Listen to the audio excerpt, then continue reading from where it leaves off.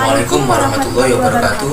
Perkenalkan, saya Yuki Amru Almansyah, NPM 42 dari grup F, sesi A3 Paralel A. Kenalkan, saya Hevi Ampira Fauzia, NPM 43 dari grup F, sesi A3 Paralel. Di sini kami akan menjelaskan modul pembuatan media dan penanaman jasa training pada praktikum mikrobiologi. Nah, yang pertama adalah media pertumbuhan mikroorganisme. Media merupakan suatu bahan yang terdiri atas campuran nutrisi yang digunakan untuk menumbuhkan mikroorganisme, baik dalam kultur bakteri, jamur, dan mikroorganisme lainnya. Unsur-unsur yang dibutuhkan mikroorganisme untuk pertumbuhan meliputi karbon, nitrogen, unsur non-logam seperti sulfur dan fosfor, unsur logam seperti kalsium, seng, natrium, kalium, tembaga, mangan, magnesium, dan besi, serta diperlukan juga vitamin, air, dan energi. Kemudian kegunaan media. Kegunaan media ini memiliki beberapa macam. Yang pertama yaitu untuk menumbuhkan jasa training dan sekaligus memberikan bahan makanan yang diperlukan oleh jasa training tersebut. Yang kedua itu untuk membedakan macam-macam mikroorganisme, karena semua mikroorganisme tidak dapat hidup pada semua media yang sama, melainkan tumbuh dalam berbagai media yang berbeda-beda. Nah, selanjutnya terdapat jenis-jenis media. Yang pertama, jenis media berdasarkan bentuk media. Yang pertama adalah media cair, di mana media cair ini digunakan untuk pembenihan atau memperkaya sebelum disebar ke media padat.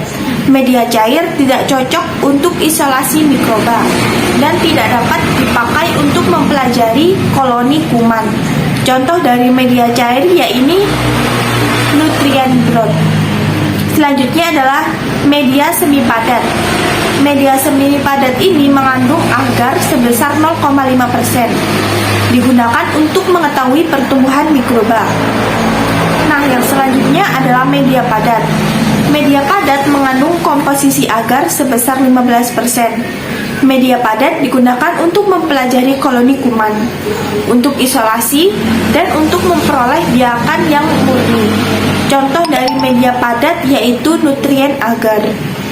Jenis media selanjutnya yaitu berdasarkan komposisi kimiawi komponen penyusunnya. Yang pertama adalah media kompleks, di mana media kompleks ini tersusun atas bahan-bahan dengan macam dan komposisi yang tidak semua diketahui dengan pasti. Kemudian yaitu media sintetik, di mana media sintetik ini tersusun atas bahan-bahan dengan macam dan komposisi yang diketahui dengan pasti. Nah, selanjutnya terdapat jenis media berdasarkan kegunaannya. Yang pertama adalah media isolasi, media yang mengandung unsur esensial yang dibutuhkan untuk pertumbuhan mikroba. Selanjutnya adalah media selektif, di mana media ini ditambahkan zat kimia tertentu yang bersifat selektif untuk mencegah pertumbuhan mikroorganisme lain, sehingga hanya mikroorganisme tertentu yang dapat tumbuh.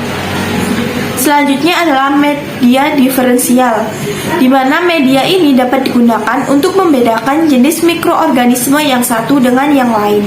Nah, selanjutnya adalah media diperkaya, media yang ditambah zat-zat tertentu seperti serum, darah, ekstrak tumbuh-tumbuhan, dan lain-lain, sehingga dapat digunakan untuk menumbuhkan mikroorganisme tertentu.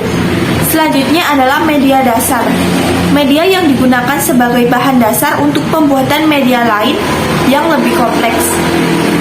Media ini dapat mendukung pertumbuhan hampir semua jenis mikroba. Nah, selanjutnya adalah media uji, di mana media ini digunakan untuk identifikasi mikroba. Selanjutnya adalah media umum, di mana media yang ditambahkan bahan-bahan yang bertujuan menstimulasi pertumbuhan mikroba secara umum. Selanjutnya adalah media khusus, di mana media ini menentukan tipe pertumbuhan mikroba dan kemampuannya untuk mengadakan perubahan-perubahan kimia tertentu.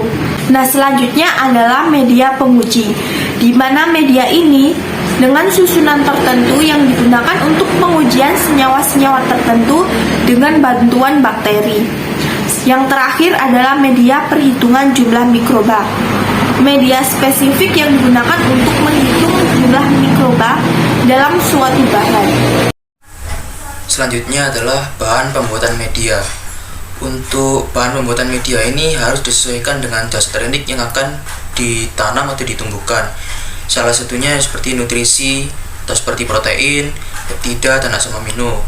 Kemudian ada energi seperti karbohidrat dan glukosa. Kemudian ada logam dan mineral. Kemudian ada buffer, itu untuk pertumbuhan mikroorganisme tertentu. Dan ada indikator, itu untuk mendeteksi fermentasi karbohidrat tertentu. Dan ada bahan selektif, yaitu untuk menentukan pertumbuhan yang tidak diinginkan. Selanjutnya terdapat syarat pembuatan media. Yang pertama adalah suasana media, di mana pH dan suhu harus sesuai dengan yang dikehendaki oleh jasa training. Kemudian selanjutnya adalah mengandung bahan-bahan makanan dengan komposisi yang cukup dan sesuai dengan yang dibutuhkan oleh jasa training. Selanjutnya yaitu untuk media padat, kekentalan atau kepadatan harus memenuhi syarat. Yang terakhir yaitu media yang dibuat sebelum dipakai harus disterilkan terlebih dahulu. Kemudian prinsip dasar pembuatan media. Dalam proses pembuatan media itu harus disterilisasi terlebih dahulu dan menerapkan metode aseptis untuk menghindari kontaminasi pada media. Metode secara aseptis juga mencegah dari serangan agen infeksi yang dapat menginfeksi jaringan atau bahan yang steril tersebut. Selanjutnya adalah nutrisi mikroba. Nutrisi yang dibutuhkan mikroorganisme untuk pertumbuhan meliputi karbon, nitrogen, unsur non-logam seperti sulfur dan fosfor, unsur logam seperti kalsium, seng, natrium, kalium, tembaga, mangan, magnesium, dan besi, serta dibutuhkan juga vitamin, air, dan energi. Bahan yang digunakan harus mengandung nutrisi yang dibutuhkan untuk pertumbuhan bakteri, seperti dari bahan-bahan yang kaya akan karbohidrat dan protein. Dalam kondisi nutrisi yang baik, waktu yang dibutuhkan untuk pertumbuhan bakteri relatif cepat, yaitu proses metabolisme bakteri akan berlangsung optimal sehingga proses pembelahan sel berjalan baik, yang dapat menyebabkan ukuran koloni semakin besar. Ciri-ciri kerusakan media yang pertama yaitu berkurangnya kapasitas pertumbuhan. Ini disebabkan oleh sterilisasi berlebihan, pencairan yang berulang dari media padat, tercampur dengan garam-garam logam, dan salah penggunaan molaritas larutan yang dapat merubah pH. Kemudian yang kedua ada penyusun kekentalan. Ini disebabkan oleh sterilisasi berlebihan, hidrolisis media yang mengandung agar karena pH rendah, dan pencairan berulang dari media padat. Kemudian warna menjadi keruh atau gelap. Ini disebabkan oleh sterilisasi berlebihan akibat terjadi karamelisasi karbohidrat atau gula-gula dan pemanasan yang tidak merata. Kemudian ada perubahan pH. Ini disebabkan oleh sterilisasi yang berlebihan, pencampuran yang tidak merata atau tidak homogen, dan hidrolisis dari bahan-bahan yang dipakai menggunakan wadah yang bersifat alkali serta pemanasan yang berulang. Kemudian ada pengendapan. Ini disebabkan oleh sterilisasi berlebihan, pemanasan media agar yang terlalu lama dengan temperatur tinggi, dan bahan-bahan yang dipakai itu tidak sesuai. Nah, selanjutnya terdapat faktor-faktor pembuatan media. Yang pertama adalah nutrisi. Nutrisi di sini yang dapat digunakan oleh bakteri untuk pertumbuhannya yaitu sumber energi, karbon, nitrogen, mineral, sulfur, dan vitamin. Selanjutnya yaitu suhu. Suhu inkubasi juga mempengaruhi laju pertumbuhan. Suhu yang digunakan adalah 37 derajat Celcius dikarenakan Bacillus di sini bersifat anaerob atau tidak terlalu membutuhkan oksigen. Nah, selanjutnya pengertian jasa trenik. Jasa trenik atau mikroorganisme ini memiliki ukuran yang sangat kecil dan tidak dapat dilihat oleh mata telanjang. Jasa trenik umumnya berukuran lebih kecil dari 100 mikrometer. Kelompok besar jasa trenik ini terdiri atas bakteri, jamur, archaea, protista, Kemudian disusul juga seperti tumbuhan renik atau alga dan hewan renik. Beberapa kegunaan dari dosa renik yaitu untuk digunakan dalam proses fermentasi, kemudian sebagai aditif makanan, sebagai pelindung makanan non fermentasi, contohnya yaitu pada daging ayam. Kemudian ada bakteri acetobacter yaitu untuk membuat asam cuka, dan ada juga Saccharomyces pada fermentasi roti dan bir. Selanjutnya terdapat metode inokulasi jasad renik. Yang pertama adalah metode tebar. Metode tebar ini dilakukan dengan cara menginokulasi kultur mikroba dengan cara dibulas atau disebar pada permukaan media agar yang padat. Media ini dilakukan untuk mengencerkan biakan kultur mikroba. Selanjutnya yaitu metode gores. Metode gores ini dilakukan dengan cara menggoreskan suspensi bahan yang mengandung mikroba pada permukaan media padat agar. Selanjutnya yaitu metode tuang. Metode tuang ini dilakukan dengan cara menggunakan metode cair dengan cara pengenceran.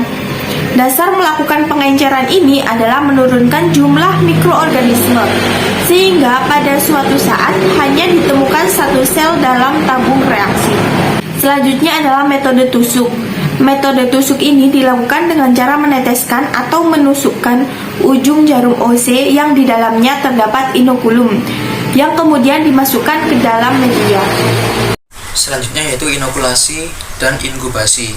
Inokulasi merupakan pemindahan sel-sel mikroorganisme dari biakan ke medium steril dengan jarum atau lingkaran inokulasi yang steril.